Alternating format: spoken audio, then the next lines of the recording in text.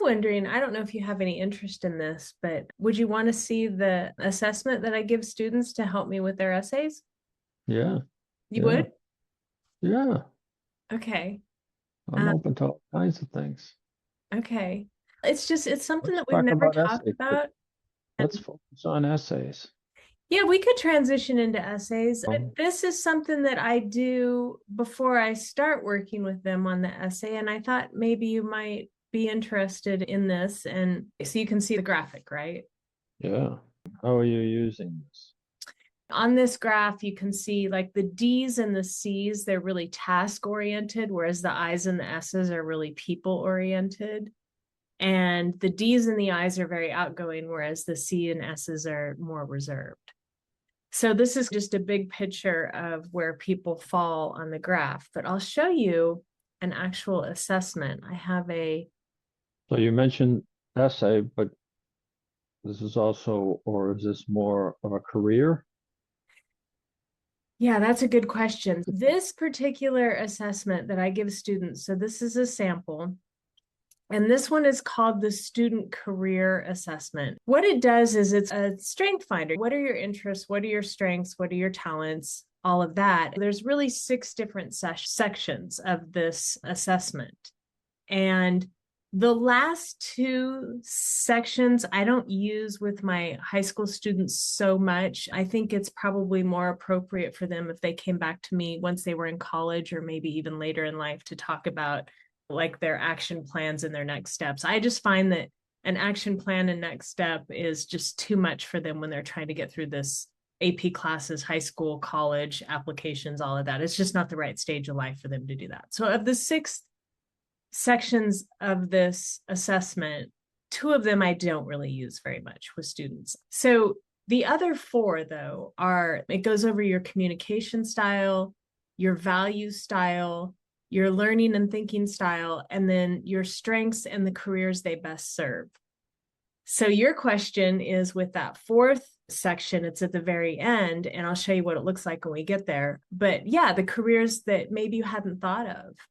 So I went over a disc assessment with a student this morning, and she was talking about, well, the only reason I want to study business is because I'm interested in fashion. And we went down into her list of careers, and fashion merchandising was in there. And she was like, oh, is that something that I could study in college? And that's how that falls in. So it helped validate. Yeah, and I tell students just because what if you want to be a pilot and it's not on this list, that doesn't mean you can't do it. What it does mean though is that you might have to work harder in another direction to overcome some of the things that are not naturally you in order to do that work. Pilot's a kind of a bad example, but for this particular student this morning, like a construction foreman would not be the best career choice for her because she just doesn't want to manage people and stand in front of them and scream at them to get work done. And a foreman would have to do that. Could she do it? Yes. If she wanted to, she could. There's just some things that she would have to do in order to strengthen some skills to be good at that work. So that's the career part. That's the last part we look at. But when we're talking about communication, that that's important to me because your essay in general, if you're not communicating what it is that you're trying to tell me, then I haven't received your message. And depending on, I talk to students about, you don't know who your reader is, and you don't know what their filters are, you don't know what their life experience is, and you definitely don't want to upset them or offend them, or you really don't have any idea. And so you have to be really careful when you're communicating in these essays about that stuff. So knowing it's two sides to the same coin, where knowing how you communicate, but also knowing how to communicate with others who maybe work differently than you do. So there's a section on that. There's a values section, and I love the values section. I'm going to show you this because instead of students having to draw from the depths of their soul and spit out what are my values that we can weave into their personal statement, we just steal it straight from here. They look at it and they're like, oh yeah, that's me. They got me right. This is totally what I believe and why. And it gets them talking about something that they already agree with. So that makes that easier. And then the learning and thinking styles are important because they can put that to use right away. They can start using it in high school and setting up their college environment in ways that take advantage of how they think and how they learn. So I had a student once who said that her mom required that she be sitting at a desk or at the kitchen counter to do homework, but she insisted that she would do better if she could just sit in a comfortable chair in her room. And when we got to this section, it totally validated that argument that she was making with her mom. And so we had a conversation about it, and she got to change her study environment to make it more conducive to what she needed. Okay, so when a student takes the assessment, it takes them about 10 or 15 minutes to go through all the questions. So it's not super intensive or difficult for them. I tell them to take the assessment not as the student their parents wish they were, or the student that their teachers expect them to be. I ask them to just be really true to themselves inside and choose the answer that sounds most like them, because there's no right or wrong answers in this. And then it spits this out and it tells you what your style is. And that really means nothing to the student to begin with until we start digging in. So this one is 43 pages long. We're not going to go through 43 pages here. We're going to, because it's what it does is it gives a lot of information and explanation before it tells the student what it is that they are. So this is basically the page that goes over everything. I just told you I should have probably had that up while we were talking about it. It's these last two, 5 and 6, that I don't do a whole lot with my high schoolers, but as they took this assessment later in life, or if they wanted to return to it as they get more into adulthood, there would be ways for them to learn from some of this and grow. Okay, so it gives you an introduction of the 4 styles. And this chart, it's different for every student, but this center chart, I pointed out to them because the center chart kind of mirrors how they behave when they're stressed. And so for some students, these look very different. And it's good for them to recognize, oh, when I'm doing this, it's because I'm under pressure, I'm under stress. And some students notice, hey, I'm really not all that different either way, which if you want to be an air traffic controller, that's probably really good that you don't respond to stress in a really different way. They're basically flatline. Yeah. So this is the first page. This is where I start with students, and I send them these 3 boxes on the right. And I say, did they get you right? Does this sound like you? And I make sure that this sounds like them, because one of the students, of the 2 students who have gotten a D for dominant, one of them, I sent him these 3 boxes and he said, oh, that's not me. Like, none of this sounds like me. And so it turned out that what he did was he took the assessment as the student that he thought he should be, instead of taking it as he is. Once we get through these 3 boxes and it sounds like them, then I go through the report with them, and then I give them this. And this page just really summarizes the whole report for them. So there's really only one page that they have to pay really good attention to, and that's this page. And then again, more instruction on communication style. And this is communicating with this student in particular, this personality type. But when I get down here, there's a lot of ways for students to improve and things that we should and should not do. When there's things like here, do not be overly critical. I can talk to a student about, okay, can you think of a time when someone was overly critical with you and what happened? And these are the places where the best like Common App essays come out of, because these are places where there was instead of writing about everything that they do well, it points out places where they've struggled or where they lost their way or they had a problem. Do you see what I mean? I just think it's more interesting. Their answers get a lot more interesting. So down here, especially these personal growth areas, that's where we look for, was there ever an imbalance of work and play for you? Can you think of a time when you were talking too much and not listening enough? And then that sets up the story that they tell me. And then we can talk about the perspective that they've gleaned from that, coming out of that. So I found these are really great tricks for pulling a Common App essay out of a student. So here's the values that I told you about. It's again, more overview on values. And then this is the page that tells the student what their personal values are. And so we talk about some of that and what are the important ones and why. And then we have all these adjectives up here that they can use if they're trying to find ways to describe themselves or describe them like a personal statement, something like that. And then again, we've got some other hidden motivators, things in here that help us dig down and find a story, find a pain point, find something that was hard. Fear, what their fears are, we can talk about that. Sometimes a good story will come out of that. Okay, so then learning and thinking style. This is where we talk about the auditory, the visual, and the kinesthetic learners and the differences between the three and knowing which one you are and how you can use this to help you both in your senior year and when you get to college. Because if you're an auditory learner, you might want to try to find your books that you can have read to you. Or if you're kinesthetic, maybe you need to be moving, maybe you need to be walking on a treadmill while you're listening to the book so that you can absorb that material more easily because you're not getting a whole lot out of it by reading. And students get really excited about that when they find out that there's alternatives to reading, and that's something that just puts them to sleep and they're getting no bang for their buck in that.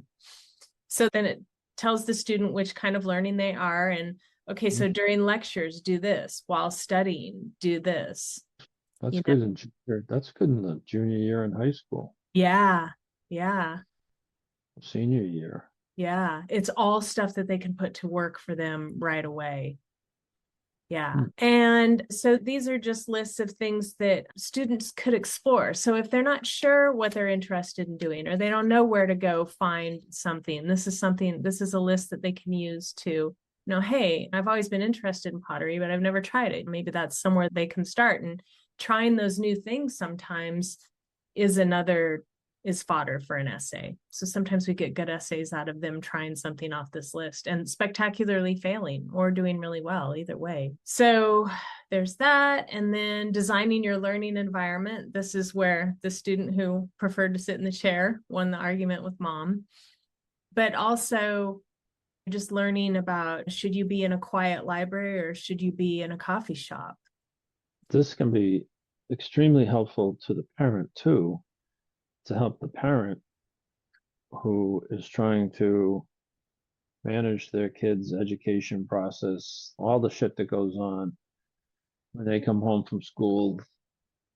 Yeah. Can you see? I just changed the screen. Can you see this? Yeah. I wish that they had handed this out in labor and delivery. So this is the parent guide. So it's broken down by each type. Yeah, but how's the baby going to be able to answer the question? No, but at least it would have given us time to get prepared for this. But so here's, if you get a child who's a D when disciplining or correcting, or how to motivate them. That comes up all the time. I always see questions on Facebook. My kid's not motivated. What am I going to do? If your kid is an I, you can motivate them by recognizing the good behavior or asking or give them an opportunity for a social event. But if your kid is an S, then you need to emphasize that you need their help. So they like giving them a chance to help you out in the strength or whatever it is that they're trying to do. And if they're a C, you ask questions or you allow questions and suggestions, and you have to explain your reason. You can't just say because I said so. You have to explain. Right. They're asking why from infancy to adulthood.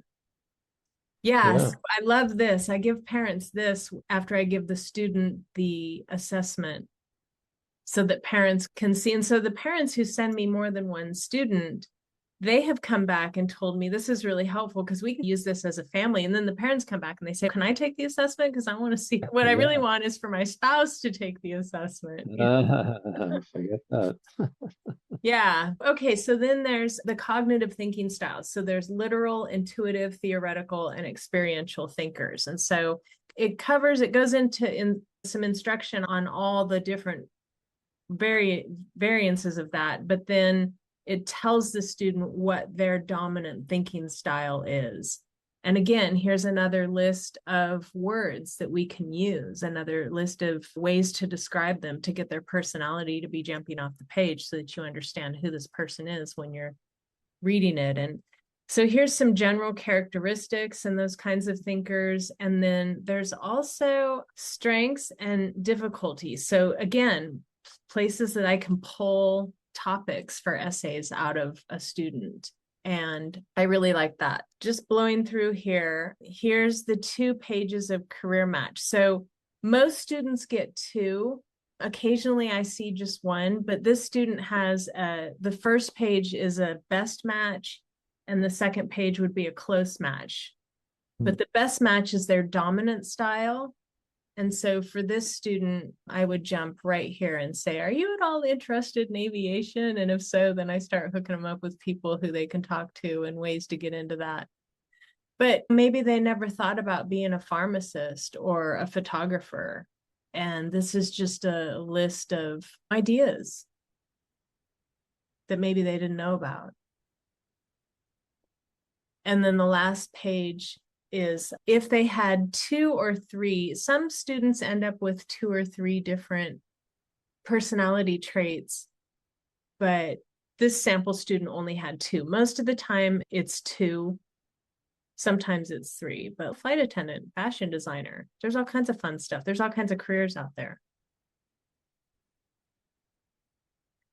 And then I don't know, let me see what's in the rest of this report. Oh, okay. So then it talks about. That's for them to save when they get older. And yeah, that's the growth and action plan that I don't do a whole lot of with students at this age, but it's there if they want to think about it and come back to it later. Yeah, that's excellent.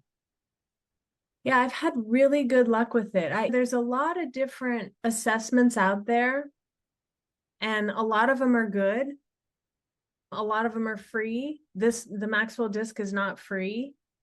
I have to pay for it, but I include it in my package when I'm working with students because I just think it makes things so much easier for both of us as far as I have to get to know them really well, really quickly because we don't have enough time for me to spend 12 years getting to know them before these applications are due. So it's just a starting point where we can jump off from and get some really good information. Yeah, yeah. I've been using the U.S. labor career assessment tool, and this is far better. Oh, you think? Oh yeah, because the other one it's like shooting a disc into the sky and hitting it and separating it and hoping it falls to the advantage of the student. Some of this stuff is far more focused. Not to mention, I know a couple parents that would eat this up because it's helping them fill in the blanks that they're frustrated with and trying to get what their kids should be doing or thinking about doing or blah, blah, blah. As well as the student says, because most of the time when a student says, I don't know what I want to do as a career, I said, that's fine. You want to be somewhat focused. You can have multiple interests and you pursue that when you go into college. But this also helps them get a little bit closer along the way. Would I implement it with every student? I have to think about that. Let me show you this. I want to show you one more thing here. This is a student success report, and these are for younger students. So I don't give the student career report until they're a senior. Like a 17-year-old is just a little bit too old for this one, but is just on the edge of being young for the one that I just showed you. But this one, we're not going to go all the way through it, but you can tell just by the graphics and the colors that this is for younger students. And so when parents come to me with, so I've had a couple of kids in junior high who need an essay for a high school that they're applying to, or high school kids. I have a high school student who's trying to get into a governor's school, or I would give them this introductory assessment. Hmm. Probably helps them determine between traditional school or voc tech. Yeah, could. One of the things that pops into my mind is, why isn't Christine just going around the United States doing this? My God, the value add for folks to realize, both the kids and their parents, this is more shit than they're getting out of their public, private, or charter schools. I don't know. I'm thinking this might be just something to run a seminar and see if I can get some people to come to, and you run it and then give the kids the results. And then I think I'm babbling, so don't edit the babble out. But for my current 10 students, why not bring them together on a Sunday morning or a Saturday morning and have them take it and learn it? And then I use it with each one of them afterwards to help them with some of their learning styles and whatnots. And it helps that parent that wants the kids to learn what their careers are going to be, as well as, and it gives them the motivation and the charge to write their essays. So that's my initial thought, is bring as many of them together as possible.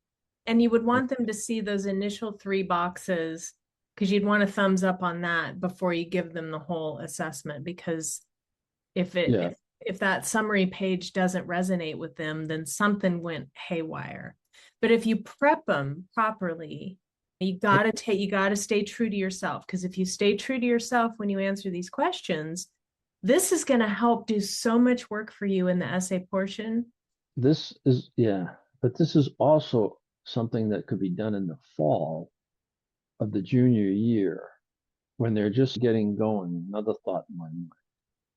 It's that pre-period, because for me, I don't really start the college planning until January, maybe November, December, if they're going to have a heavy winter schedule of sports and dance and stuff like that.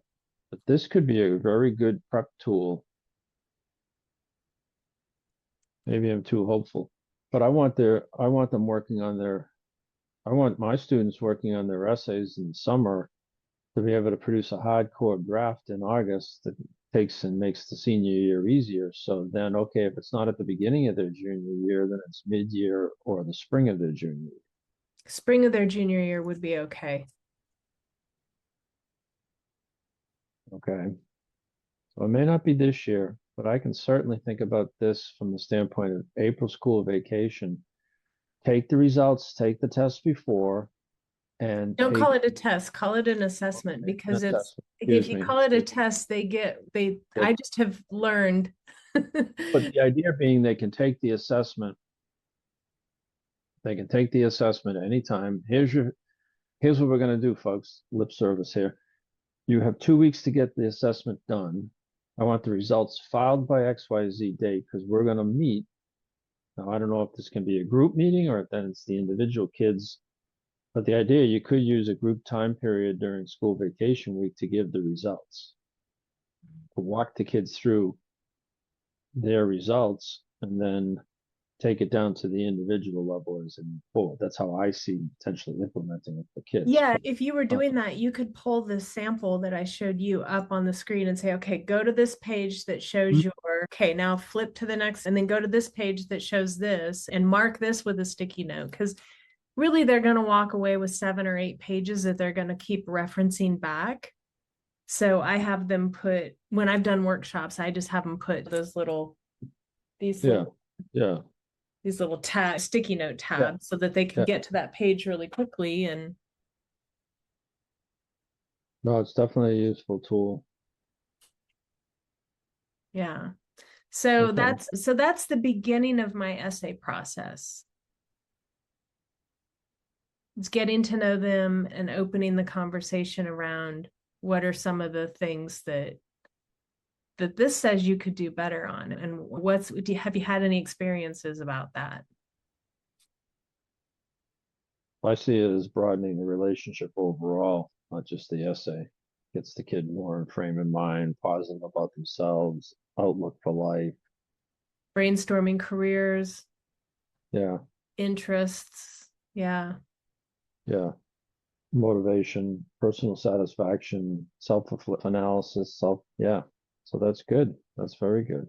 Yeah. You're broadening your scope. You're not just going to be the essay lady anymore, right? No, it wasn't possible because To what?